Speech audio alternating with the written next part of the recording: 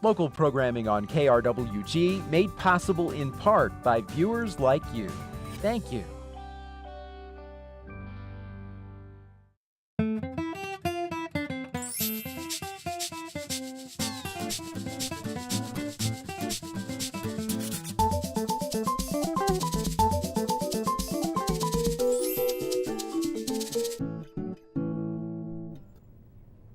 Thank you for joining us for Fronteras, a Changing America. I'm Anthony Moreno.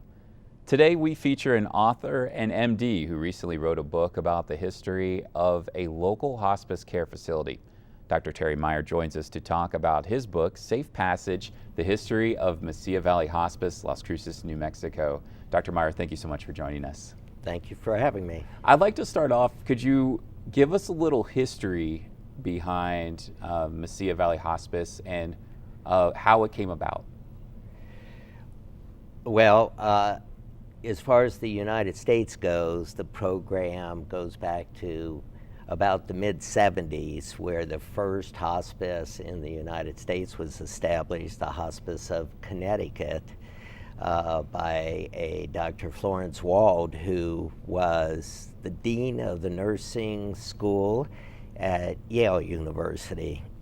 And then the history actually goes across the Great Pond, and we go back to about the early 60s, where Dr. Cecily Saunders, who was a physician and possibly also a nurse and a social worker, got very interested in death and dying and how we treat these patients. So she established in modern day hospice history, she was the first one who established St. Christopher's Hospice in London, England.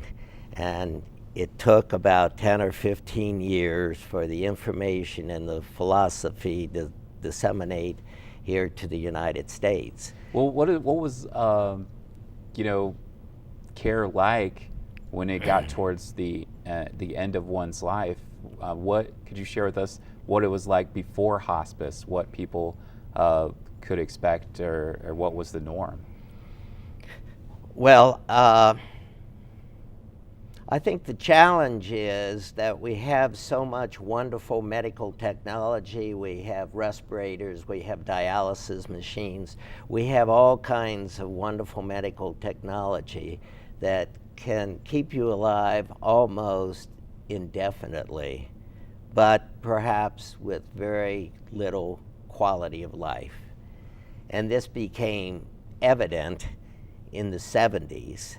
On a national basis, in terms of funding for this care, Medicare realized that a large portion of their budget, about 40% of their budget, was spent on the last year of a Medicare patient's life, and about 35% of that was spent on about the last month of the patient's life. So eventually, on a national basis and from a Medicare perspective, they were worried and concerned about, isn't there a better way to do things, and perhaps even more cost effective?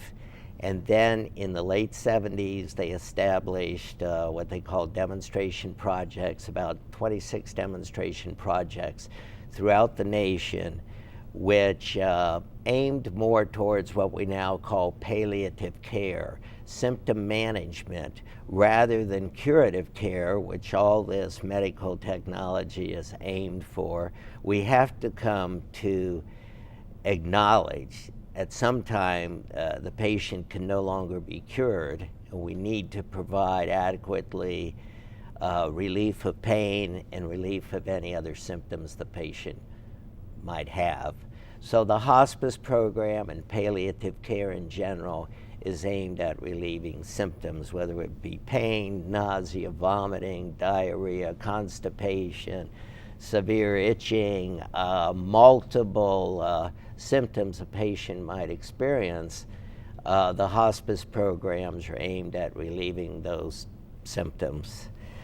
After these demonstration projects were completed, it was clearly concluded that besides providing a better product, if you will, in terms of palliative care, they also happened to save Medicare money, and that resulted in decreased hospitalization, decreased visits to the hospital, decreased number of days in the intensive care unit, and a decreased number of ER visits. So it all seemed most appropriate to provide a more appropriate kind of care for the patient, and it was nice also that it happened to be cost effective. So Medicare decided that was appropriate to start funding in about 1982. Wow. Now, could you share with us a little bit of the history of what it took to get Mesilla Valley Hospice up and running here in our area? There were, and I don't want to speak too much about myself, but I was one of the founders of the program.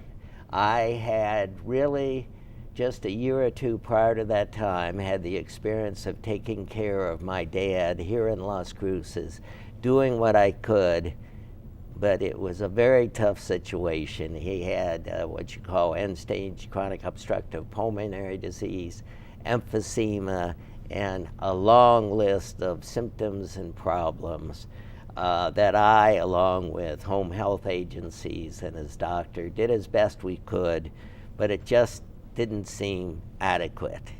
So I personally thought there's got to be a better way to take care of these poor folks.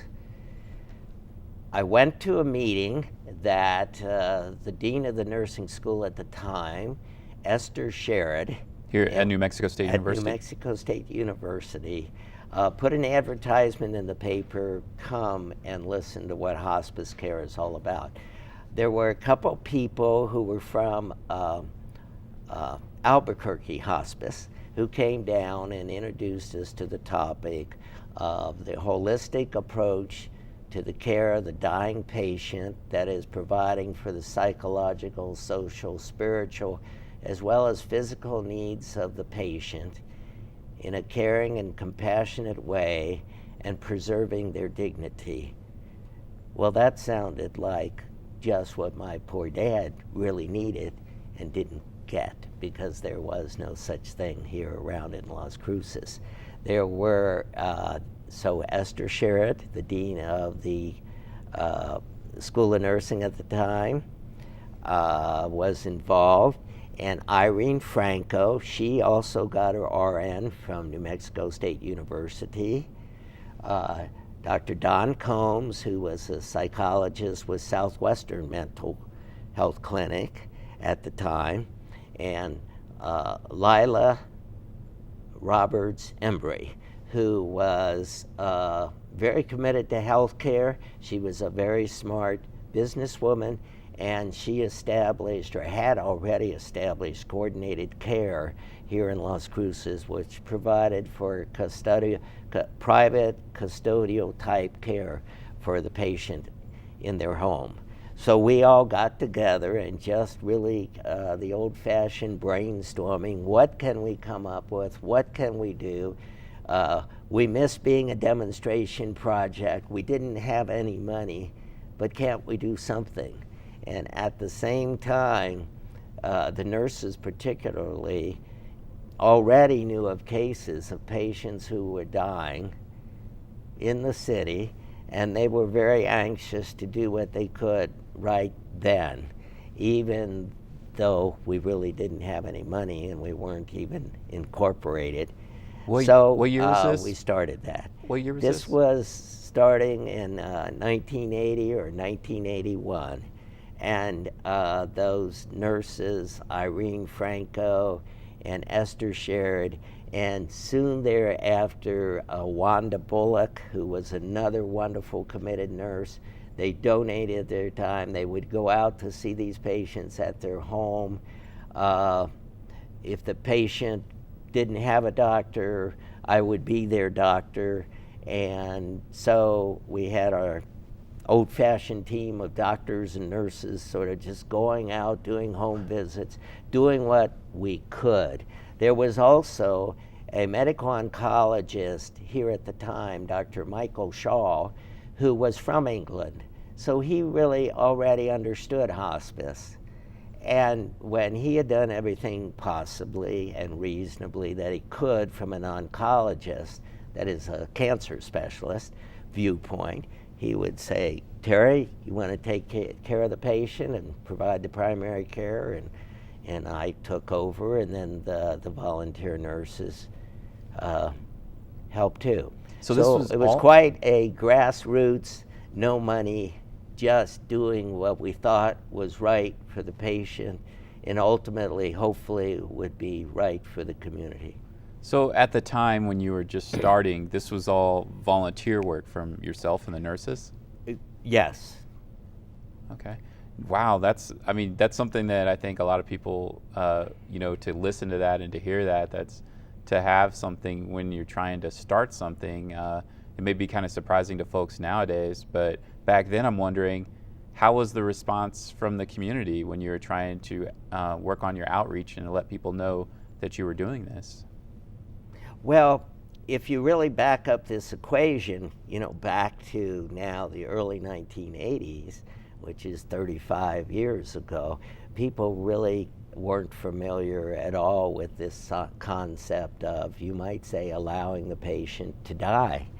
As far as the average doctor was concerned, their training, through no fault of their own, but just the way it was, their training was to continue aggressive medical therapy till the very end, to the very last breath. There really wasn't an acknowledgement much of the concept of allowing the patient to die in peace. They hadn't been trained that way. So it was really very foreign, and actually they thought we were probably a little bit strange in the community, going around trying to provide palliative care, which now is a common term, or at least commonly understood by all healthcare providers. But at the time, it was a brand new concept, and they didn't really understand it. But the patients, I feel that we did provide care for and help, really did appreciate it. So it was the old-fashioned grassroots word of mouth that got out. And then starting about a year or two later, Medicare did kick in with acknowledging that this was going to be a reimbursable service. And we did get Medicare certified, and then we got some of the funding through Medicare. Now, as a physician and somebody working in the healthcare industry at the time, all of a sudden, trying this new approach to treating a dying patient, does that take a lot of, what was that like for some of the people who were volunteering? Were they prepared for it, to really handle that type of situation, to view healthcare for people who are facing mortality, most likely? Well, I have to give the most credit to the nursing profession. I think the nurses caught on and realized it was the right thing to do for the patients, probably faster than any other segment of healthcare providers. And they understood, and so they were very supportive. And I think they clearly are the one profession that needs to be acknowledged as the pioneer in terms of palliative care and hospice care in the United States. When it comes to the actual part where you're able to secure some funding and you're able to break ground and have a facility, when did that come along as far as the timeline?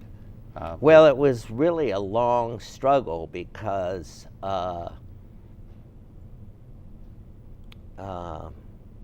we started in 1982 basically without a physical facility presence. And then someone donated a very humble building, which literally was heated with logs here, I think, on Solano. We were grateful for the donation, but let's face it, it was fairly primitive. And later on, a very generous and compassionate doctor, Dr. Dwight Newton, a surgeon who has now passed, donated a really nice office building for us to have for a year or two until we could get on our feet. And then later, in the early 1990s, was a clear milestone for us, because 3 doctors had the unfortunate experience of having major fire damage to their building. Dr. Jerry Puslik, Dr. Marco Duarte, and Dr. William Fleming. They had a lot of fire damage to their building on Montana, and through the clever, dedicated work of several people, one of our early executive directors, Margaret Keneally, and another lovely volunteer, Mariana Carlson, they were, and also another volunteer, Jack Curry, who was a contractor, was able to talk to these doctors and basically convince them, rather than rebuilding the building, donate the whole thing to hospice, which they did, which was unbelievably generous and kind, and gave us an opportunity to establish a presence. We then established, through the leadership of Margaret Keneally, executive director at the time, a major fundraiser. Much more can be done.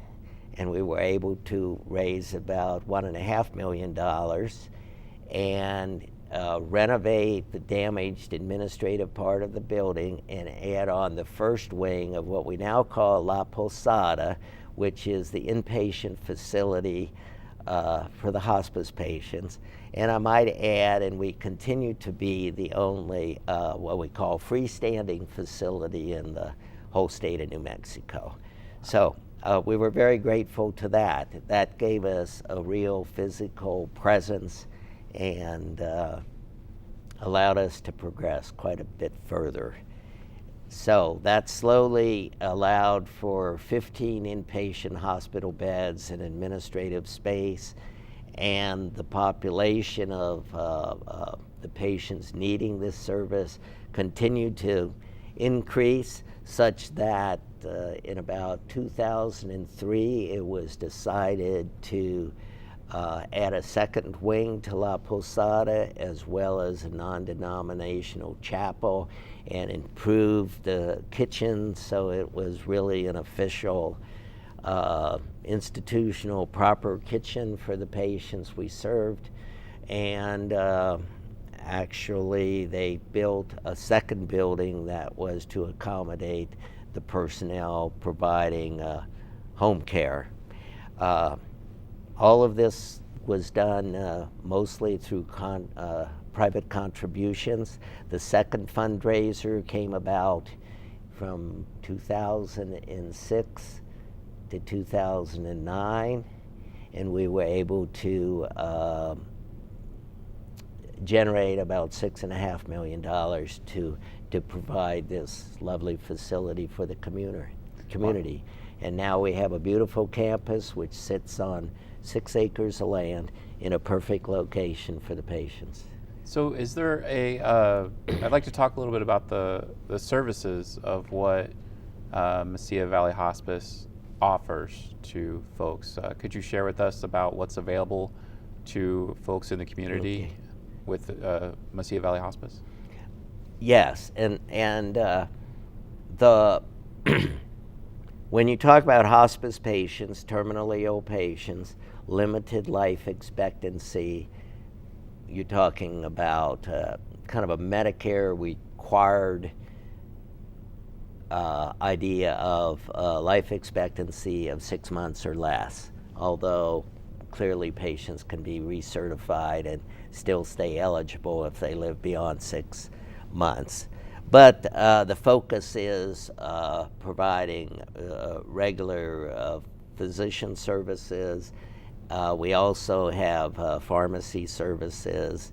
We also have a lot of nurses, and a lot of this care is primarily nursing care.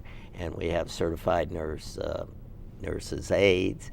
We have social workers and we have chaplains. And occasionally we have counselors come in, but the social workers also do a lot of counseling as well. The other thing that I neglected to mention is there also is a bereavement component to this care. In other words, after the patient dies, they leave behind loved ones. So we don't forget them either. And we provide bereavement counseling and services for those family members for a year after the patient dies. Also, the bereavement services are available to anybody in the community, regardless of whether or not they've experienced a hospice patient death, or if they just experienced a death outside of hospice and they're trying to deal with the loss of a loved one. Is that a growing field of care? Because I know a lot of people may be in a situation like you were with your father about having to take care of somebody and be the daily caregiver before they would enter a hospice facility, and maybe as they continue to be there, because that's something that could be really hard on somebody to take care of somebody every single day, obviously with how different their age may be, I would imagine, but having that loss of being the daily caregiver and you lose somebody that you love and care about so much, how does that affect people that people may not think about, how much that may affect somebody? So we're talking about the grieving experience. Yes. I think it affects people differently. And to a certain extent, it depends on how close you were to the person who died.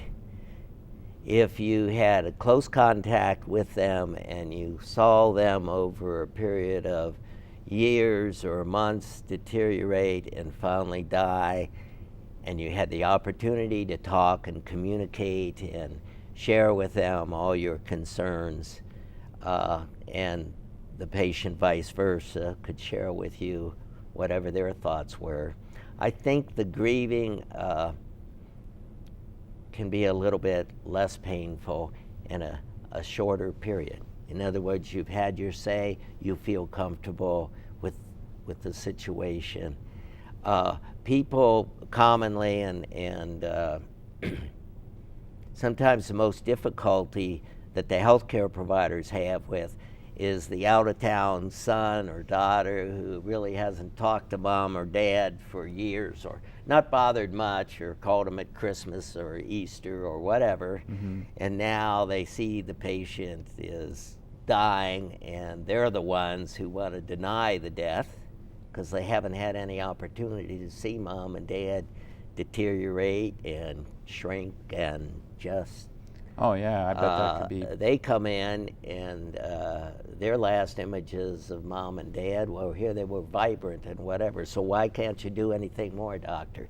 And so they have more difficulty with accepting that the patient is dying, and sometimes make it quite difficult for healthcare providers to switch from the curative care, the respirators, the dialysis, the et cetera, to more of the palliative care, because somehow they want to keep mom and dad alive because somehow they don't understand. And that's because they haven't been around the patient. So you see, and then depending upon their relationship with, we'll just example mom and dad, depending upon that sibling or that child's relationship,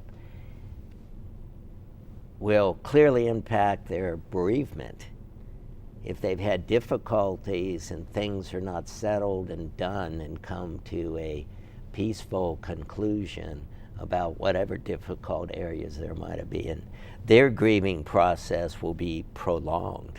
I see. Now, kind of unfinished business. Now we just have less than a couple of minutes left, so I want to ask a couple of questions about Mesilla Valley Hospice, and I'd like to hear a little bit about first question is, do you have a waiting list to get in, and can anybody go? Do you turn people away at Mesilla Valley Hospice? Do you have to do that? We are not-for-profit operation, and that was a key value that our founders, myself included, wanted to preserve. So we take the patient regardless of the ability to pay, and we figure out how to get the bills paid, or if there is no resources for that, then we depend upon community contributions, and those average about $300,000 a year of total charity care.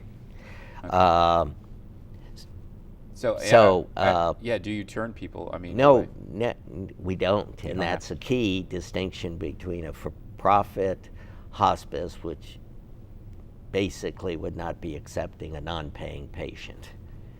I see. And we do, and we've done that for our entire 35-year life, and we intend to continue with it.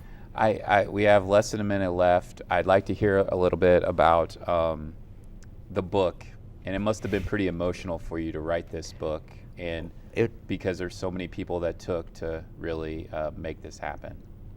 Well, it was, Anthony, and I just feel very privileged to have been part of it and to still have those recollections. So we thought it was time to get it down in paper so folks could understand. I don't know if we can put it up on the TV. Yeah, we have an image for people to see for this. So all profits of the book, by the way, are going back. I'm not benefiting from it. All profits of the book are going back to the Mesilla Valley Hospice. Currently, the only way for people to buy the book is to go down to the Mesilla Valley Hospice, 299 East Montana, and just buy it at the front desk.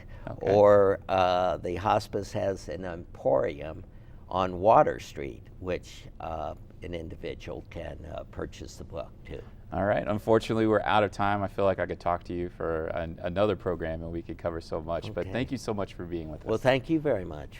All right. And we want to thank you for joining us for another episode of Fronteras at Changing America. I'm Anthony Moreno.